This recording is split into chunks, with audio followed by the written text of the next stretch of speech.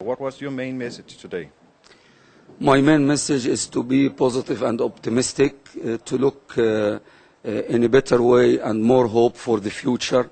1 year is over.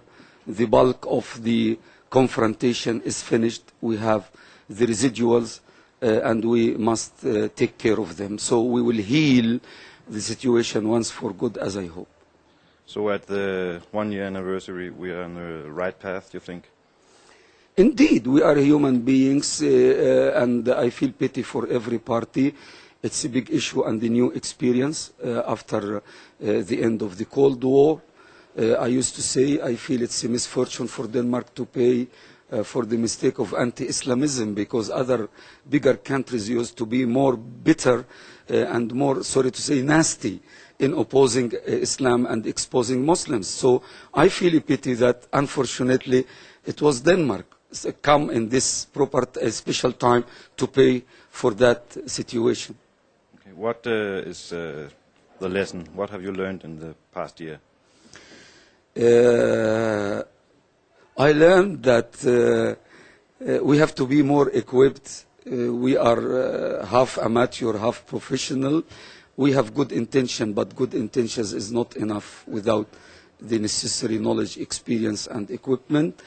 I kept on repeating that the main turning point is the visit of our delegation to Egypt. We were seeking help. We were in need of rescue mission, but we came back without this staff.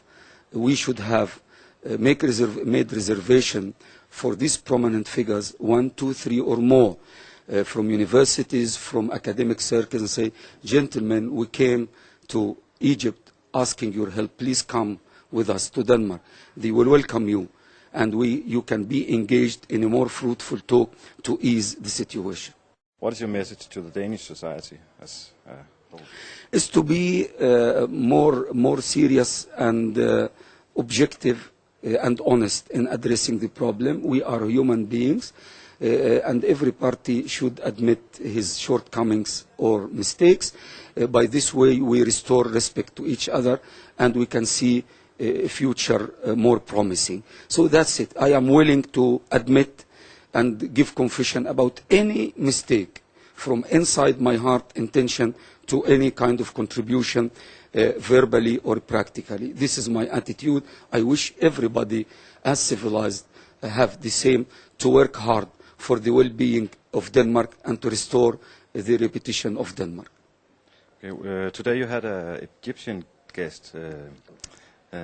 Why? You know, this is the season of Ramadan, and in Ramadan we invite the reciters of Quran. It's the month where Quran was first revealed, and it's a change, new faces, a new spirit, a new enthusiasm, and this is our typical situation all over Europe.